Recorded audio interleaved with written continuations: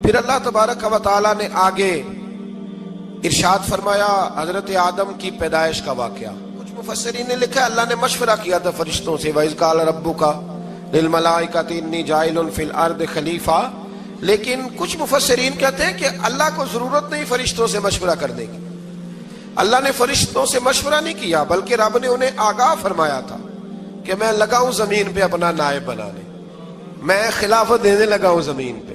اب یہ تو دینے والی کی مرضی ہے نا اس نے کس کو دینی ہے، یہ تو دینے والے کی مرضی ہے نا اس نے۔ تو کچھ لوگ کہتے ہیں کہ دینے والے سے زیادہ ہمیں پتہ ہے، تو فرشتوں کو بھی یہ اجتہادی خطا ہو گئی، کہنے لگے یا اللہ اسے نہ بنانا، یہ فساد کرے گا، یہ خون ریزیاں کرے گا۔ تو اللہ نے فرمایا جو میں جانتا ہوں وہ تم، اللہ اکبر۔ امام راضی فرماتے جب رمضان آتا ہے تو اللہ فرشتوں سے کہتا ہے ذرا یہ کھول کے دروازے دیکھو نا یہ زمین پہ کیا کر رہے ہیں، تم تو کہتے تھے فساد کریں گے اور یہ سارے تراویحیں پڑھ رہے ہیں، تم تو گویا کہتے تھے فساد کریں گے اور یہ تو دیکھو گویا رمضان کے روزے رکھ رہے ہیں، یہ تو میری یاد میں نکلے ہوئے ہیں، تم کچھ کہتے تھے اور دیکھو میں نے تمہیں کہا تھا نا جو میں جانتا ہوں وہ تم۔ اللہ نے پھر حضرت آدم علیہ السلام کو تمام زمانے کے علوم عطا کیے، علم سکھا لیا۔ تو فرشتوں سے کہا تم بھی ان چیزوں کے نام بتاؤ، تو وہ بتا سکے نہیں۔ اللہ نے فرمایا اب اس طرح کرو آدم کو سجدہ کرو، سب نے سجدہ کیا سوائے، وہ کہنے لگا یا اللہ صرف تجھے ہی کرنا ہے، کرنا بھی صرف اللہ کو چاہیے، پر رب کے آگے بھی جھکنا چاہیے، اور جس کے سامنے رب جھکائے نا وہاں بھی۔ اور یہ جو عاجزی ہے نا، یہ جو جھکنا ہے یہ علم کے آگے ہے۔ ہماری مصیبت یہ ہے کہ ہم علم کے آگے بھی گردن جھکانے کو تیار نہیں ہوتے، وہاں بھی ہم خود عالم فاضل بن جاتے ہیں۔ تو فرمایا کہ سب سے کہا سجدہ کرو، سب نے سجدہ کیا سوائے ابلیس کے۔ تو پھر ہوا کیا وَكَانَ مِنَ الْكَافِرِينَ، وہ کافروں میں سے ہو گیا۔ پھر اللہ نے حضرت آدم کو اور جناب حوا کو نا مقام دے دیا جنت میں رہنے کے لیے، اور کہا سارا کچھ کھانا، درخت کے قریب نہ جانا۔ ابھی آپ کسی سے کہہ دیں تھوڑا سا کہ پیچھے نہ دیکھنا، یعنی اگر میری سمجھ لیں ادب کی وجہ سے کوئی 1.5-2 منٹ یا 6 منٹ نہیں بھی نہ دیکھے گا تو سوچے گا ضرور کہ پتہ نہیں اب پیچھے کیا ہے، مصیبت کیا ہے۔ یعنی آپ کہہ کے دیکھ لیں کسی کو، پیچھے نہ دیکھنا، فطرت ہے نا انسان کی، وہ جستجو کرتا ہے، کہا اس درخت کے پاس نہ جانا۔ تو حضرت حوا سلام اللہ علیہ کہتے ہیں دل میں خیال رہتا تھا کہ آخر ہے کیا درخت کے پاس۔ یہی انسان کا عقیدہ توحید ہے کہ جہاں سے رب منع کر دے وہاں وہ منع ہو جائے، اور یہ ان کی خطا نہیں تھی، یہ اللہ کی حکمت تھی، چونکہ رب نے تو پہلے کہہ دیا تھا بنایا ہی زمین کے لیے، تو یہ تو سارا کچھ ہونا تھا تو زمین پہ آنا تھا نا۔ تو حضرت حوا اور جناب آدم کے پاس شیطان آیا، اب اس کو نکال تو دیا تھا پر ابھی اس کا جنت میں آنا جانا بند نہیں ہوا تھا، یہ بھی اللہ کی حکمت تھی۔ تو وہ کہنے لگا تمہیں پتہ ہے بعد میں مر جاؤ گے؟ تو حضرت حوا کہنے لگی کیا موت بھی آئے گی؟ کہاں، اس کی تکلیف بھی بڑی ہوگی، تو پھر بچیں گے کیسے؟ تو کہنے لگے پھل کھا لو اس درخت کا۔ تو بچنے کے لیے پھل کھایا تھا۔ جس طرح لوگ آج بہت سارے کام بچنے کے لیے کرتے ہیں پر بچ سکتے، بچنے کے لیے پھل کھایا تو اللہ نے فرمایا زمین پہ چلے جاؤ۔ تو حضرت آدم زمین پہ آئے، پھر کئی 100 سال روتے رہے۔ فَتَلَقَّى آدَمُ مِن رَبِّهِ کَلِمَاتٍ، تو پھر اللہ نے خود ہی جناب آدم کو کچھ کلمے سکھائے۔ علامہ اسماعیل حقی فرماتے ہیں وہ کلمے یہ تھے کہ حضرت آدم نے میرے نبی کا وسیلہ پیش کیا، اللہ کریم نے جناب آدم کی دعا کو مقبول فرما لیا۔ پھر آگے بنی اسرائیل کا ذکر آ جاتا ہے۔ اللہ تعالیٰ نے بنی اسرائیل، آج آپ اسی قوم کو یہودی کہتے ہیں، ان کو اللہ نے اس زمانے میں فضیلت عطا کی تھی بہت زیادہ۔ تو عرب کے اندر جب نبی پاک علیہ السلام نے اعلان نبوت کیا تو کچھ لوگوں نے یہ کہہ دیا کہ اگر یہ یہودی کلمہ پڑھ لیں گے تو ہم بھی پڑھ لیں گے۔ تو پھر اللہ نے انہیں یاد کرایا کہ تم اصل میں کیا ہو، تمہیں کلمہ پڑھنا چاہیے۔ تو اہل یہود کا تذکرہ کرتے کرتے رب کریم نے ایک بات یہ بھی ارشاد فرمائی کہ تم لوگوں کو تو کہتے رہے ہو کہ وہ نبی آنے والے ہیں، وہ نبی آنے والے ہیں، اور جب آ گئے ہیں تو ماننے کو تیار نہیں ہو۔ تو فرمایا تأمرون الناس بالبر وَتَنْسَوْنَ أَنفُسَكُمْ وَأَنْتُمْ تَتْلُونَ الْكِتَابَ، لوگوں کو بھلائی کا حکم دیتے ہو اور اپنے آپ کو بھول جاتے ہو۔ أَفَلَا تَعْقِلُونَ، تمہیں عقل نہیں؟ پھر اللہ نے انہیں یہ بھی یاد کرایا کہ یاد کرو وہ زمانہ کہ جب فرعون نے خواب دیکھ لیا تھا کہ کوئی بچہ اس کی سلطنت کو تباہ کرے گا تو پھر اس نے تمہارے بچوں کو ذبح کرانا شروع کیا اور تمہاری بیٹیوں کو چھوڑتا تھا. فرمایا یہ بھی تو تم نے دیکھا, میں نے تمہیں پھر تم سے کہا جہاد کرو قوم عمالقہ کے خلاف, تو مقام طیہ میں جا کے یہ لوگ کہنے لگے ہم سے جہاد نہیں ہوتا. اللہ نے انہیں ایک میدان میں قید کر دیا. بڑی دلچسپ بات, قید تو لوگ ہوتے ہیں نا چار دیواری میں, تو اللہ نے بنی اسرائیل والوں کو جب انہوں نے کہا ہم جہاد نہیں کریں گے تو اللہ نے میدان میں قید کر دیا. میدان میں, یہ یاد رکھیں, جب انسان اللہ کی نافرمانی کرتا ہے تو اسے ایسی قید ملتی ہے جس کا اس نے تصور بھی نہیں کیا ہوتا. ایک میدان ہے مقام طیہ, قید ہو گئے, سارا دن سفر کرتے تھے, سارا دن, تو رات کو تھک کے سوتے تھے, صبح اٹھتے تھے نا جب, تو وہیں ہوتے تھے جہاں کل صبح چلے تھے. تو رب جب کسی کو قیدی بناتے ہیں تو اسے زنجیروں کی سلاخوں کی ضرورت, دعا فرمائے اللہ تبارک و تعالی غموں سے نجات عطا فرمائے. یہ دعا فرمائے, ایسی قید دیتا ہے کہ جس سے پھر چھٹکارا ہو سکتا. تو بنی اسرائیل کا بہت زیادہ تذکرہ اس بارے میں اللہ تبارک و تعالی نے پھر بیان کیا, اور پھر کہا کہ انہیں جو حکم دیا جاتا تھا یہ اس کی سرتابی کرتے تھے. پھر اللہ نے ان پر ذلت نازل کر دی اور یہ ہمیشہ اس کا شکار رہے. قوم سبت کا ذکر فرمایا اللہ نے, ہفتے والے دن کچھ لوگ نافرمانی کرتے تھے. ہمارے بھی ہیلے بہانے ہیں نا آج کل کاروبار میں. تو اسی سپارے کی آیت نمبر 65 کے اندر اللہ تعالیٰ نے حضرت داؤد کی قوم کا ذکر کیا کہ اللہ نے انہیں حکم دیا تھا کہ ہفتے والے دن مچھلیاں نہیں پکڑنی. تو وہ کہتے تھے چلو ہاتھ لگا کے نہیں پکڑنی, ہاتھ لگا کے. وہ ہمارے لوگ ہیلے بہانے تلاش کر لیتے ہیں نا, وہ بڑے جناب انشورنس والا آ گیا, اب وہ بینک والا آ گیا, وہ فلانے صاحب آ گئے, وہ تروڑ مروڑ کے کہانیاں باتیں, اور پھر ہمیں بھی رستے مل جاتے ہیں بچنے کے. مفتی صاحب نے کہہ دیا تھا, ایک مولانا سے میں نے ان کو کہا ہفتے والے دن مچھلیاں نہیں پکڑنے کا, نہیں پکڑتے, چھوٹے چھوٹے حوض بنا لیے. تو مچھلیاں زیادہ آتی تھی اس دن, یہ بھی اللہ کی قدرت تھی. نماز کے وقت گاہک زیادہ آتے ہیں, یہ اس کی قدرت ہوتی ہے. تو وہ مچھلیاں حوض میں جمع ہو جاتی ہیں. یوں سمجھ لیں کہ جال انہوں نے لگا لیے ہوئے تھے, تو جال میں وہ پھنستی رہتی تھی, حوضوں میں آتی رہتی تھی. ہفتے کو نہیں پکڑتے تھے, اتوار کو پکڑ لیتے تھے. تو پھر اللہ نے انہیں سزا دی. فرمایا تماشے کرتے ہو اللہ کے حکم کے ساتھ. کیا سزا دی؟ فَقُلْنَا لَهُمْ كُونُوا قِرَادَةً خَاسِئِينَ. فرمایا بندر بن جاؤ دھتکارے ہوئے. جو رزق حرام طریقے سے کماتے تھے رب انہیں بندر بنا دیتا تھا. ابھی بھی میں نے دیکھے ہیں بڑے بڑے تاجر پاگلوں جیسی زندگی گزار رہے ہیں. نفسیاتی طور پہ سکون نہیں ہے, کروڑوں روپیہ پڑا ہے. کیوں؟ اس لیے کہ رب کے بتائے ہوئے طریقے کے مطابق تجارت نہیں کرتے. آگے ایک اور دلچسپ بات آ گئی. بنی اسرائیل کے اندر نا ایک شخص نے اپنے چچا کو قتل کر دیا جائیداد کے لیے. یہ دیکھیں کب سے لوگ جائیداد کے لیے قتل کرتے آ رہے ہیں. چچا کو قتل کر دیا, اور قتل کر کے حضرت موسیٰ علیہ السلام کے پاس آئے کہ میرے چچا کو کسی نے قتل کر دیا ہے, تو بتائیں کیا کرنا ہے. تو آپ نے فرمایا کہ گائے ذبح کرو, اور اس کا ایک ٹکڑا مقتول کو مارو, مرنے والے کو. وہ خود اٹھ کے بتا دے گا مجھے کس نے قتل کیا ہے. اب ارادہ نہیں تھا گائے ذبح کرنے کا, تو بہانے کرنے لگے. ارادہ نہیں نہ ہوتا تو پھر کیا ہوتے ہیں, کہنے لگے گائے کس طرح کی ہو, بوڑھی ہو کہ بچی ہو, رنگ کیسا ہو, جوان ہو کہ چھوٹی ہو, حال میں ایک دفعہ چلنا سیکھ گئی ہو یا ابھی نہ سیکھی ہو. تو بتاتے گئے تو رب بھی شرطیں بیان کرتا گیا. گہرے زرد رنگ کی ہو, حال کے اندر اسے نہ چلایا گیا ہو, پانی نہ نکالا گیا ہو, نہ بچی ہو نہ جوان ہو, اس کے درمیان ہو. یہ ساری شرطیں کہاں پائی جاتی تھی؟ حضرت موسیٰ علیہ السلام کی قوم کا ایک شخص تھا جو اللہ کا ولی تھا. وہ جب انتقال کرنے لگا نا, اللہ اکبر, دیکھو رب ولیوں کی اولادوں پر بھی کتنا فضل فرماتا ہے. وہ جب انتقال کرنے لگا تو ایک اس کے پاس چھوٹی سی بچیا تھی, گائے کی بچی. اس نے جنگل میں چھوڑ دی. کہنے لگا یا اللہ میں تیرے نام پہ چھوڑتا ہوں, میرا بچہ جوان ہو جائے تو اسے دے دینا, اور تو سرمایہ ہی کوئی نہیں. بچہ بڑا ہوا تو بچہ بھی بڑا نیک تھا, اپنی ماں کا بڑا فرما بردار تھا. اس کی ماں نے کہا بیٹا تیرے باپ نے ایک گائے چھوڑی تھی. تو بچہ جنگل میں گیا اور جا کے کہنے لگا اے اللہ میری گائے مجھ سے ملا دے. تو رب کریم نے وہ گائے واپس کر دی. وہ گائے گھر لے آیا, اب وہ کہنے لگا اما بیچ دوں، تو اما کہنے لگی بیٹا میرے پوچھے بغیر نہ بیچنا۔ کئی دفعہ گاہک لگے پر اس نے کہا جب تک میری اما نہ کہے گی میں بیچوں گا۔ ادھر بنی اسرائیل والے شرطیں جتنی گائے کے بارے میں پوچھ چکے تھے وہ ساری اسی گائے میں پائی جاتی تھی، تو یہ ڈھونڈتے ڈھونڈتے وہاں پہنچ گئے، تو کہنے لگے گائے چاہیے، تو اس نے کہا بھی تمہاری مرضی سے نہیں، قیمت میری مرضی کی۔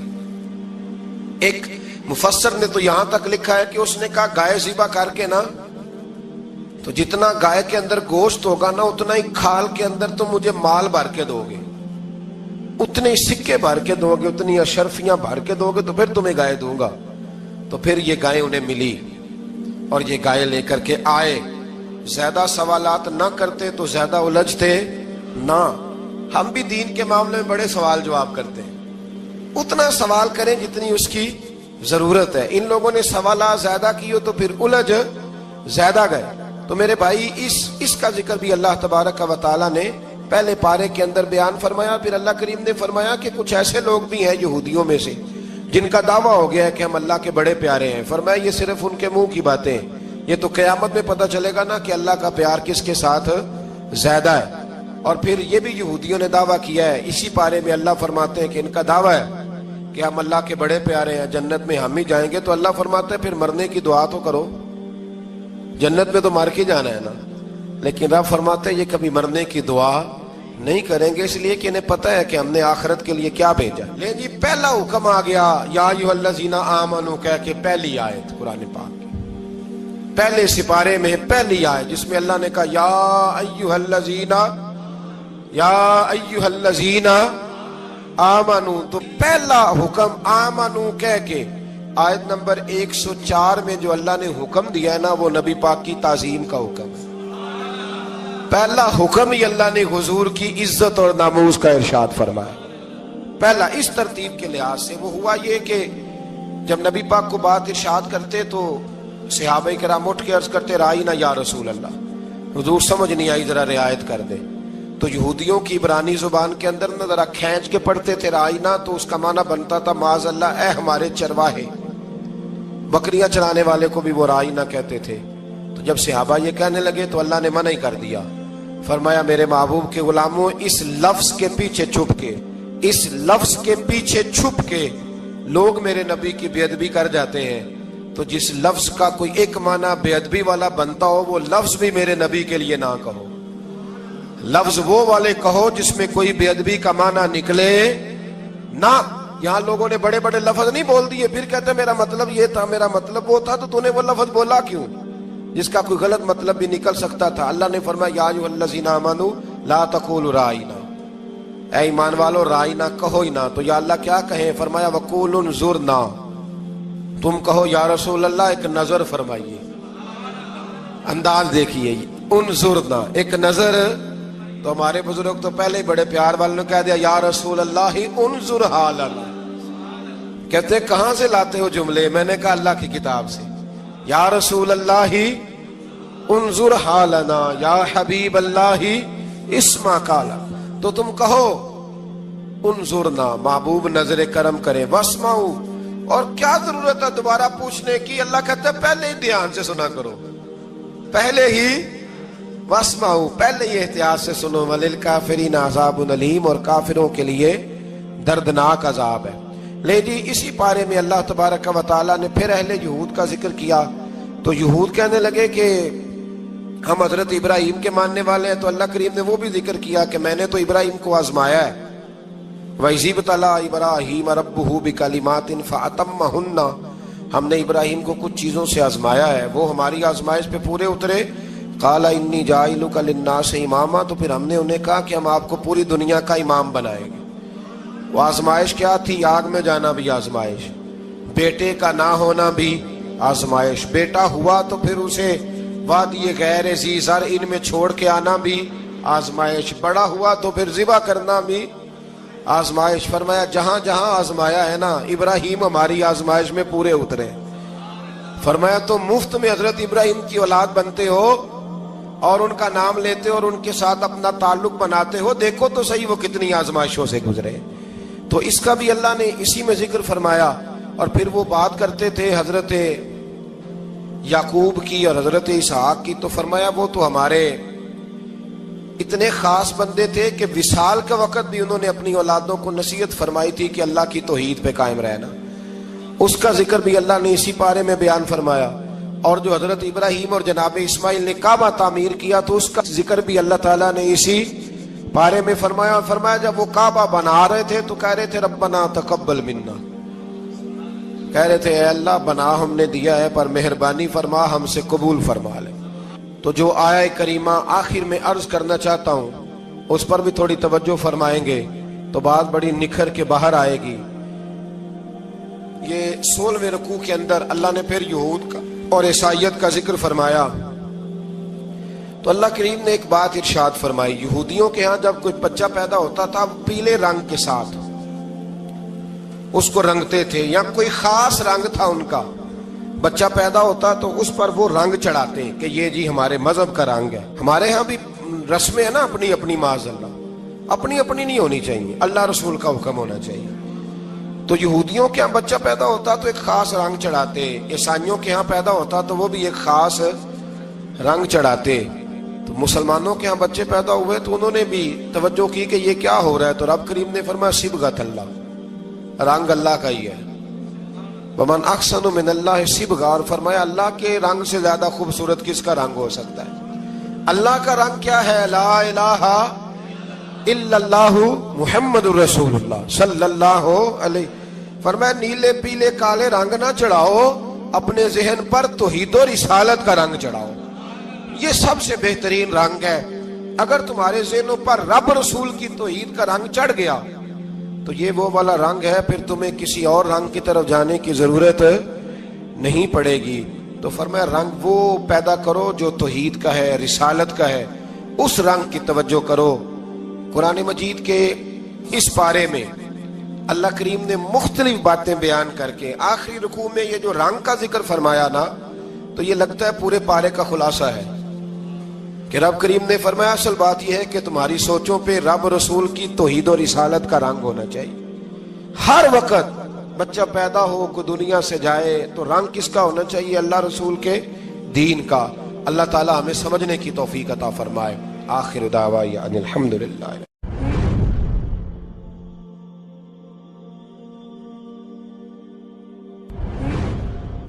अल्लाह ताला ने इंसान को याद कराया है कि तूने इबादत अपने रब की करनी है। और फरमाया रब तुम्हारा वो है जिसने तुम्हारे लिए जमीन को फर्श बनाया है, आसमान को छत बनाया है, और आसमान से पानी बरसा के तो जमीन से फल उगाए हैं, रिज़्क़ल लकुम, वो भी तेरे खाने के लिए उगाए हैं।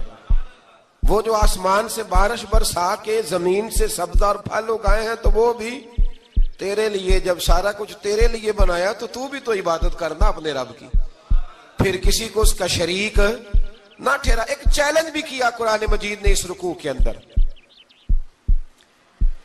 कहा करते थे मक्के के लोग कि आप कुरान मजीद की आयतें नबी करीम अलैहिस्सलाम से कहा करते थे कि माज़अल्लाह आप खुद बनाते हैं, बना के लाते हैं। तो अल्लाह करीम ने फरमाया व इन कुंतुम फी रैबिम मिम्मा नज़्ज़लना अला अब्दिना फ़अतू बिसूरतिन मिन मिस्लिही, अगर तुम्हें शक हो ना इसमें जो हमने बंदा खास पे नाजिल किया है तो तुम भी इस जैसी एक सूरत बना के लाओ। पढ़े लिखे तो तुम भी हो ना, मक्के में तुम भी रहते हो, तो एक सूरत बना के लाओ। कुरान मजीद हमसे छीना गया है साजिश के तहत, इसलिए कि जिस कौम को कुरान आ जाता है ना फिर कोई काफिर उसका मुकाबला नहीं कर सकता। देखे ना, अगर काफिरों के पास जवाब होता कुरान पाक का तो बदर और ओहद में ना कोई आयत बना के लाते, कुरान के मुकाबले की तलवारें लेके ना आते। उनके पास जवाब ही नहीं था।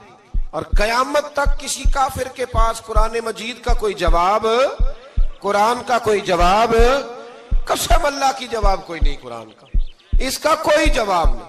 क्या बात है कुरान पाक की। वो एक दफा मुसलमान कज़्ज़ाब बेईमान कहने लगा मैंने बना लिया है कुरान पाक का जवाब। माज़अल्लाह, जवाब क्या बनाया, वो सूरत है ना अलकारिया तुम अलकारिया वमा दराका मलकारिया, खड़खड़ाने वाली क्या है, खड़खड़ाने वाली तुम्हें क्या पता क्या है खड़खड़ी, क़यामत का जिक्र है।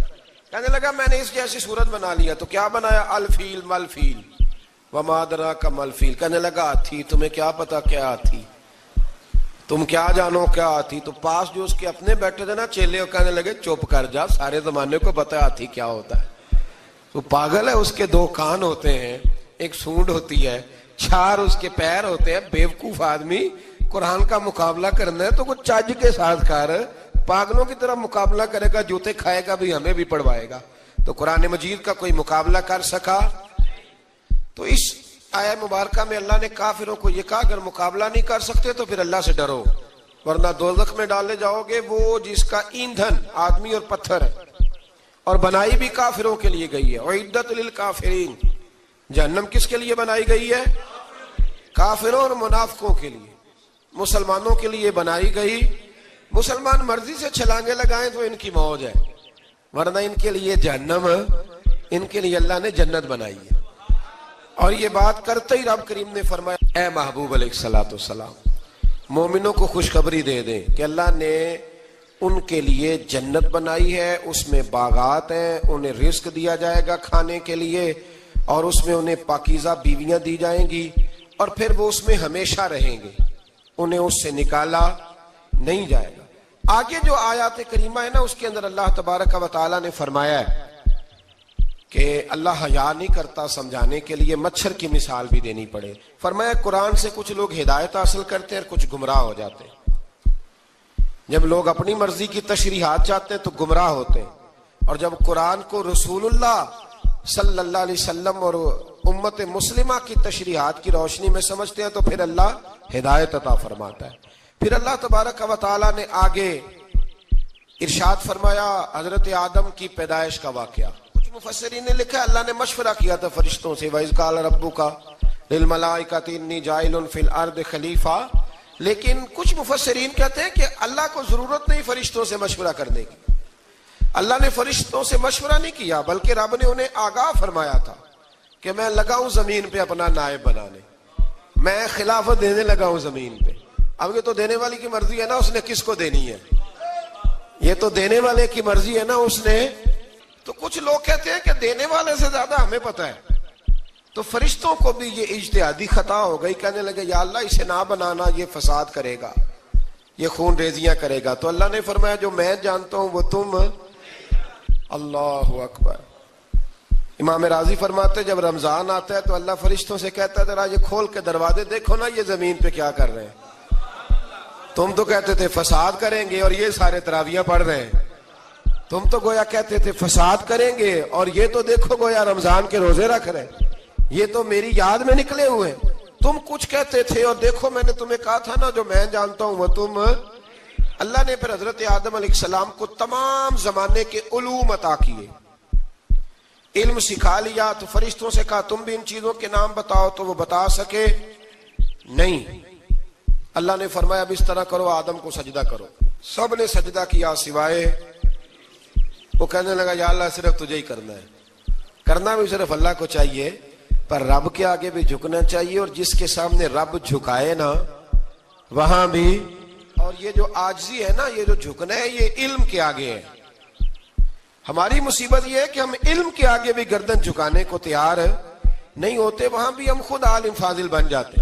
تو فرمایا کہ سب سے کہا سجدہ کرو، سب نے سجدہ کیا سوائے ابلیس کے. تو پھر ہوا کیا وکان من الکافرین، وہ کافروں میں سے ہو گیا. پھر اللہ نے حضرت آدم کو اور جناب حوا کو نا مقام دے دیا جنت میں رہنے کے لیے، اور کہا سارا کچھ کھانا، درخت کے قریب نہ جانا. ابھی آپ کسی سے کہہ دیں تھوڑا سا کہ پیچھے نہ دیکھنا، یعنی اگر میری سمجھ لیں ادب کی وجہ سے کوئی 1.5-2 منٹ یا 6 منٹ نہیں بھی نہ دیکھے گا تو سوچے گا ضرور کہ پتہ نہیں اب پیچھے کیا ہے، مصیبت کیا ہے. یعنی آپ کہہ کے دیکھ لیں کسی کو، پیچھے نہ دیکھنا. فطرت ہے نا انسان کی، وہ جستجو کرتا ہے، کہا اس درخت کے پاس نہ جانا. تو حضرت حوا سلام اللہ علیہ کہتے ہیں دل میں خیال رہتا تھا کہ آخر ہے کیا درخت کے پاس. یہی انسان کا عقیدہ توحید ہے کہ جہاں سے رب منع کر دے وہاں وہ منع ہو جائے. اور یہ ان کی خطا نہیں تھی، یہ اللہ کی حکمت تھی، چونکہ رب نے تو پہلے کہہ دیا تھا بنایا ہی زمین کے لیے، تو یہ تو سارا کچھ ہونا تھا تو زمین پہ آنا تھا نا. تو حضرت حوا اور جناب آدم کے پاس شیطان آیا، اب اس کو نکال تو دیا تھا پر ابھی اس کا جنت میں آنا جانا بند نہیں ہوا تھا، یہ بھی اللہ کی حکمت تھی. تو وہ کہنے لگا تمہیں پتہ ہے بعد میں مر جاؤ گے. تو حضرت حوا کہنے لگی کیا موت بھی آئے گی؟ کہاں، اس کی تکلیف بھی بڑی ہوگی، تو پھر بچیں گے کیسے؟ تو کہنے لگے پھل کھا لو اس درخت کا. تو بچنے کے لیے پھل کھایا تھا. جس طرح لوگ آج بہت سارے کام بچنے کے لیے کرتے ہیں پر بچ سکتے، بچنے کے لیے پھل کھایا تو اللہ نے فرمایا زمین پہ چلے جاؤ. تو حضرت آدم زمین پہ آئے، پھر کئی 100 سال روتے رہے. فَتَلَقَّى آدَمُ مِن رَبِّهِ کلمات، تو پھر اللہ نے خود ہی جناب آدم کو کچھ کلمے سکھائے. علامہ اسماعیل لکی فرماتے ہیں وہ کلمے یہ تھے کہ حضرت آدم نے میرے نبی کا وسیلہ پیش کیا، اللہ کریم نے جناب آدم کی دعا کو مقبول فرما لیا. پھر آگے بنی اسرائیل کا ذکر آ جاتا ہے. اللہ تعالیٰ نے بنی اسرائیل، آج آپ اسی قوم کو یہودی کہتے ہیں، ان کو اللہ نے اس زمانے میں فضیلت عطا کی تھی بہت زیادہ. تو عرب کے اندر جب نبی پاک علیہ السلام نے اعلان نبوت کیا تو کچھ لوگوں نے یہ کہہ دیا کہ اگر یہ یہودی کلمہ پڑھ لیں گے تو ہم بھی پڑھ لیں گے. تو پھر اللہ نے انہیں یاد کرایا کہ تم اصل میں کیا ہو، تمہیں کلمہ پڑھنا چاہیے. تو اہل یہود کا تذکرہ کرتے کرتے رب کریم نے ایک بات یہ بھی ارشاد فرمائی کہ تم لوگوں کو تو کہتے رہے ہو کہ وہ نبی آنے والے ہیں، وہ نبی آنے والے ہیں، اور جب آ گئے ہیں تو ماننے کو تیار نہیں ہو. تو فرمایا تأمرون الناس بالبر وتنسون انفسکم وانتم تتلون الکتاب، لوگوں کو بھلائی کا حکم دیتے ہو اور اپنے آپ کو بھول جاتے ہو. افلا تعقلون، تمہیں عقل نہیں؟ پھر اللہ نے انہیں یہ بھی یاد کرایا کہ یاد کرو وہ زمانہ کہ جب فرعون نے خواب دیکھ لیا تھا کہ کوئی بچہ اس کی سلطنت کو تباہ کرے گا، تو پھر اس نے تمہارے بچوں کو ذبح کرانا شروع کیا اور تمہاری بیٹیوں کو چھوڑتا تھا. فرمایا یہ بھی تو تم نے دیکھا، میں نے تمہیں پھر تم سے کہا جہاد کرو قوم عمالقہ کے خلاف، تو مقام طیہ میں جا کے یہ لوگ کہنے لگے ہم سے جہاد نہیں ہوتا. اللہ نے انہیں ایک میدان میں قید کر دیا. بڑی دلچسپ بات، قید تو لوگ ہوتے ہیں نا چار دیواری میں، تو اللہ نے بنی اسرائیل والوں کو جب انہوں نے کہا ہم جہاد نہیں کریں گے تو اللہ نے میدان میں قید کر دیا. میدان میں، یہ یاد رکھیں، جب انسان اللہ کی نافرمانی کرتا ہے تو اسے ایسی قید ملتی ہے جس کا اس نے تصور بھی نہیں کیا ہوتا. ایک میدان ہے مقام طیہ، قید ہو گئے، سارا دن سفر کرتے تھے، سارا دن، تو رات کو تھک کے سوتے تھے، صبح اٹھتے تھے نا جب، تو وہیں ہوتے تھے جہاں کل صبح چلے تھے. تو رب جب کسی کو قیدی بناتے ہیں تو اسے زنجیروں کی، سلاخوں کی ضرورت ہے. دعا فرمائے اللہ تبارک و تعالی غموں سے نجات عطا فرمائے. یہ دعا فرمائے، ایسی قید دیتا ہے کہ جس سے پھر چھٹکارا ہو سکتا. تو بنی اسرائیل کا بہت زیادہ تذکرہ اس پارے میں اللہ تبارک و تعالی نے پھر بیان کیا، اور پھر کہا کہ انہیں جو حکم دیا جاتا تھا یہ اس کی سرتابی کرتے تھے. پھر اللہ نے ان پر ذلت نازل کر دی اور یہ ہمیشہ اس کا شکار رہے.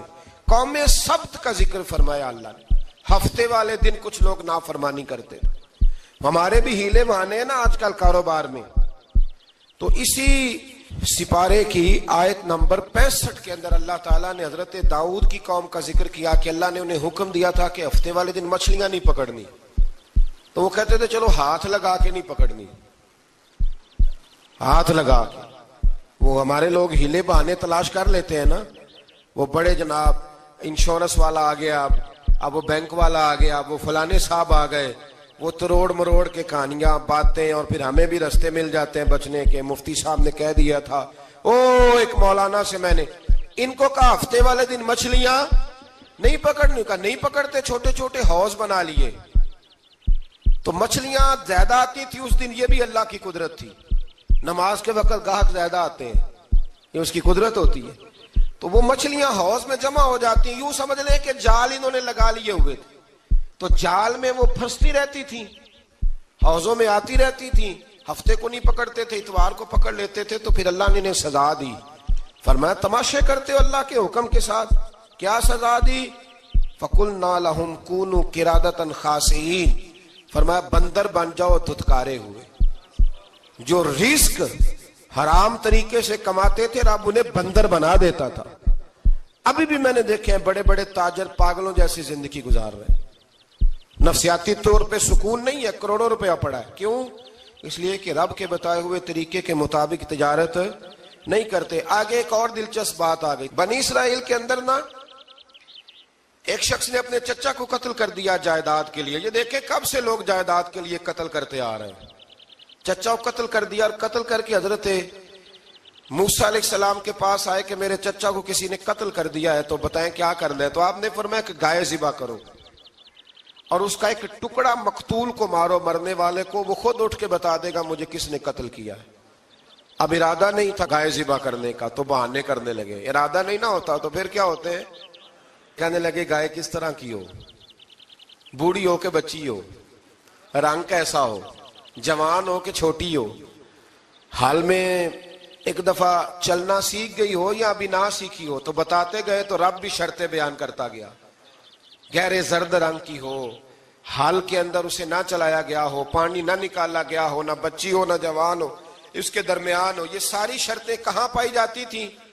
حضرت موسیٰ علیہ السلام کی قوم کا ایک شخص تھا جو اللہ کا ولی تھا. وہ جب انتقال کرنے لگا نا, اللہ اکبر, دیکھو رب ولیوں کی اولادوں پر بھی کتنا فضل فرماتا ہے. وہ جب انتقال کرنے لگا تو ایک اس کے پاس چھوٹی سی بچیا تھی, گائے کی بچی, اس نے جنگل میں چھوڑ دی. کہنے لگا یا اللہ میں تیرے نام پہ چھوڑتا ہوں, میرا بچہ جوان ہو جائے تو اسے دے دینا, اور تو سرمایہ ہی کوئی نہیں. بچہ بڑا ہوا تو بچہ بھی بڑا نیک تھا, اپنی ماں کا بڑا فرما بردار تھا. اس کی ماں نے کہا بیٹا تیرے باپ نے ایک گائے چھوڑی تھی. تو بچہ جنگل میں گیا اور جا کے کہنے لگا اے اللہ میری گائے مجھ سے ملا دے. تو رب کریم نے وہ گائے واپس کر دی. وہ گائے گھر لے آیا. اب وہ کہنے لگا اماں بیچ دوں, تو اماں کہنے لگی بیٹا میرے پوچھے بغیر نہ بیچنا. کئی دفعہ گاہک لگے پر اس نے کہا جب تک میری اماں نہ کہے گی میں بیچوں گا. ادھر بنی اسرائیل والے شرطیں جتنی گائے کے بارے میں پوچھ چکے تھے وہ ساری اسی گائے میں پائی جاتی تھی. تو یہ ڈھونڈتے ڈھونڈتے وہاں پہنچ گئے تو کہنے لگے گائے چاہیے. تو اس نے کہا بھی تمہاری مرضی سے نہیں, قیمت میری مرضی کی. ایک مفسر نے تو یہاں تک لکھا ہے کہ اس نے کہا گائے ذبح کر کے نا تو جتنا گائے کے اندر گوشت ہوگا نا اتنا ہی کھال کے اندر تم مجھے مال بھر کے دو گے, اتنے ہی سکے بھر کے دو گے, اتنی اشرفیاں بھر کے دو گے, تو پھر تمہیں گائے دوں گا. تو پھر یہ گائے انہیں ملی اور یہ گائے لے کر کے آئے. زیادہ سوالات نہ کرتے تو زیادہ الجھتے نہ. ہم بھی دین کے معاملے میں بڑے سوال جواب کرتے ہیں, اتنا سوال کریں جتنی اس کی ضرورت ہے. ان لوگوں نے سوالات زیادہ کیے تو پھر الجھ زیادہ گئے. تو میرے بھائی اس کا ذکر بھی اللہ تبارک و تعالیٰ نے پہلے پارے کے اندر بیان فرمایا. پھر اللہ کریم نے فرمایا کہ کچھ ایسے لوگ بھی ہیں یہودیوں میں سے جن کا دعویٰ ہو گیا ہے کہ ہم اللہ کے بڑے پیارے ہیں. فرمایا یہ صرف ان کے منہ کی باتیں ہیں, یہ تو قیامت میں پتہ چلے گا نا کہ اللہ کا پیار کس کے ساتھ زیادہ ہے. اور پھر یہ بھی یہودیوں نے دعویٰ کیا ہے. اسی پارے میں اللہ فرماتے ہیں کہ ان کا دعویٰ ہے کہ ہم اللہ کے بڑے پیارے ہیں, جنت میں ہم ہی جائیں گے. تو اللہ فرماتے ہیں پھر مرنے کی دعا تو کرو, جنت میں تو مر کے جانا ہے نا. لیکن رب فرماتے ہیں یہ کبھی مرنے کی دعا نہیں کریں گے, اس لیے کہ انہیں پتہ ہے کہ ہم نے آخرت کے لیے کیا بھیجا. لیکن جی پہلا حکم آ گیا یا ایھا الذین آمنوا کہہ کے, پہلی آیت قرآن پاک کی پہلے سپارے میں پہلی آیت جس میں اللہ نے کہا یا ایھا الذین آمنو. تو پہلا حکم آمنو کہہ کے. آیت نمبر 104 میں جو اللہ نے حکم دیا ہے نا وہ نبی پاک کی تعظیم کا حکم ہے. پہلا حکم ہی اللہ نے حضور کی عزت اور ناموس کا ارشاد فرمایا. پہلا اس ترتیب کے لحاظ سے وہ ہوا یہ کہ جب نبی پاک کو بات ارشاد کرتے تو صحابہ کرام اٹھ کے عرض کرتے رائینا یا رسول اللہ, حضور سمجھ نہیں آئی ذرا رعایت کر دیں. تو یہودیوں کی عبرانی زبان کے اندر نہ ذرا کھینچ کے پڑھتے تھے رائینا, تو اس کا معنی بنتا تھا معاذ اللہ اے ہمارے چرواہے. بکریاں چرانے والے کو بھی وہ رائینا کہتے تھے. تو جب صحابہ یہ کہنے لگے تو اللہ نے منع ہی کر دیا. فرمایا میرے محبوب کے غلاموں اس لفظ کے پیچھے چھپ کے, اس لفظ کے پیچھے چھپ کے لوگ میرے نبی کی بے ادبی کر جاتے ہیں. تو جس لفظ کا کوئی ایک معنی بے ادبی والا بنتا ہو وہ لفظ بھی میرے نبی کے لیے نہ کہو. لفظ وہ والے کہو جس میں کوئی بے ادبی کا معنی نکلے نہ. یہاں لوگوں نے بڑے بڑے لفظ نہیں بول دیے پھر کہتے میرا مطلب یہ تھا میرا مطلب وہ تھا, تو نے وہ لفظ بولا کیوں جس کا کوئی غلط مطلب بھی نکل سکتا تھا. اللہ نے فرمایا یا ایھا الذین آمنوا لا تقولوا رائینا, اے ایمان والو رائینا کہو ہی نہ. تو یا اللہ کیا کہیں؟ فرمایا وقولوا انظرنا, تم کہو یا رسول اللہ ایک نظر فرمائیے. انداز دیکھیے, انظرنا ایک نظر. تو ہمارے بزرگ تو پہلے ہی بڑے پیار والوں نے کہہ دیا یا رسول اللہ انظر حالنا, کہتے ہیں کہاں سے لاتے ہو جملے؟ میں نے کہا اللہ کی کتاب سے. یا رسول اللہ انظر حالنا، یا حبیب اللہ اسما قالا. تو تم کہو انظرنا، محبوب نظر کرم کریں، واسمعوا، اور کیا ضرورت ہے دوبارہ پوچھنے کی؟ اللہ کہتا ہے پہلے ہی دھیان سے سنا کرو، پہلے ہی واسمعوا، پہلے ہی احتیاط سے سنو. وللکافرین عذاب علیم، اور کافروں کے لیے دردناک عذاب ہے. لے جی اسی پارے میں اللہ تبارک و تعالیٰ نے پھر اہل یہود کا ذکر کیا. تو یہود کہنے لگے کہ ہم حضرت ابراہیم کے ماننے والے ہیں. تو اللہ کریم نے وہ بھی ذکر کیا کہ میں نے تو ابراہیم کو آزمایا ہے. وَإِذِ ابْتَلَىٰ إِبْرَاهِيمَ رَبُّهُ بِكَلِمَاتٍ فَأَتَمَّهُنَّ، ہم نے ابراہیم کو کچھ چیزوں سے آزمایا ہے، وہ ہماری آزمائش پہ پورے اترے. قَالَ إِنِّي جَاعِلُكَ لِلنَّاسِ إِمَامًا، تو پھر ہم نے انہیں کہا کہ ہم آپ کو پوری دنیا کا امام بنائیں گے. وہ آزمائش کیا تھی؟ آگ میں جانا بھی آزمائش، بیٹے کا نہ ہونا بھی آزمائش، بیٹا ہوا تو پھر اسے وادی غیر ذی زرع ان میں چھوڑ کے آنا بھی آزمائش، بڑا ہوا تو پھر ذبح کرنا بھی آزمائش. فرمایا جہاں جہاں آزمایا ہے نا، ابراہیم ہماری آزمائش میں پورے اترے. فرمایا تم مفت میں حضرت ابراہیم کی اولاد بنتے ہو اور ان کا نام لیتے ہو اور ان کے ساتھ اپنا تعلق بناتے ہو، دیکھو تو صحیح وہ کتنی آزمائشوں سے گزرے. تو اس کا بھی اللہ نے اسی میں ذکر فرمایا. اور پھر وہ بات کرتے تھے حضرت یعقوب کی اور حضرت اسحاق کی. تو فرمایا وہ تو ہمارے اتنے خاص بندے تھے کہ وصال کا وقت بھی انہوں نے اپنی اولادوں کو نصیحت فرمائی تھی کہ اللہ کی توحید پہ قائم رہنا. اس کا ذکر بھی اللہ نے اسی پارے میں بیان فرمایا. اور جو حضرت ابراہیم اور جناب اسماعیل نے کعبہ تعمیر کیا تو اس کا ذکر بھی اللہ تعالیٰ نے اسی پارے میں فرمایا. فرمایا جب وہ کعبہ بنا رہے تھے تو کہہ رہے تھے ربنا تقبل منا، کہہ رہے تھے اے اللہ بنا ہم نے دیا ہے پر مہربانی فرما ہم سے قبول فرما لے. تو جو آیہ کریمہ آخر میں عرض کرنا چاہتا ہوں اس پر بھی تھوڑی توجہ فرمائیں گے تو بات بڑی نکھر کے باہر آئے گی. یہ 16ویں رکوع کے اندر اللہ نے پھر یہود کا اور عیسائیت کا ذکر فرمایا. تو اللہ کریم نے ایک بات ارشاد فرمائی، یہودیوں کے ہاں جب کوئی بچہ پیدا ہوتا تھا وہ پیلے رنگ کے ساتھ اس کو رنگتے تھے، یا کوئی خاص رنگ تھا ان کا. بچہ پیدا ہوتا تو اس پر وہ رنگ چڑھاتے کہ یہ جی ہمارے مذہب کا رنگ ہے. ہمارے ہاں بھی رسمیں ہیں نا اپنی اپنی، معاذ اللہ اپنی اپنی نہیں ہونی چاہیے، اللہ رسول کا حکم ہونا چاہیے. تو یہودیوں کے ہاں بچہ پیدا ہوتا تو ایک خاص رنگ چڑھاتے، عیسائیوں کے ہاں پیدا ہوتا تو وہ بھی ایک خاص رنگ چڑھاتے. تو مسلمانوں کے ہاں بچے پیدا ہوئے تو انہوں نے بھی توجہ کی کہ یہ کیا ہو رہا ہے. تو رب کریم نے فرمایا صبغۃ اللہ، رنگ اللہ کا ہی ہے.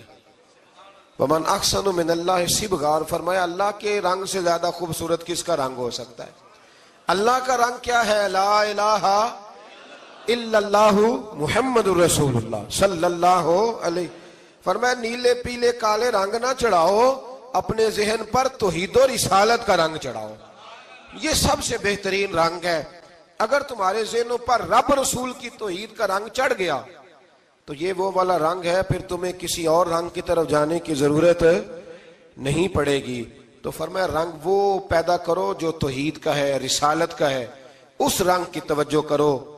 قرآن مجید کے اس پارے میں اللہ کریم نے مختلف باتیں بیان کر کے آخری رکوع میں یہ جو رنگ کا ذکر فرمایا نا، تو یہ لگتا ہے پورے پارے کا خلاصہ ہے کہ رب کریم نے فرمایا اصل بات یہ ہے کہ تمہاری سوچوں پہ رب رسول کی توحید و رسالت کا رنگ ہونا چاہیے.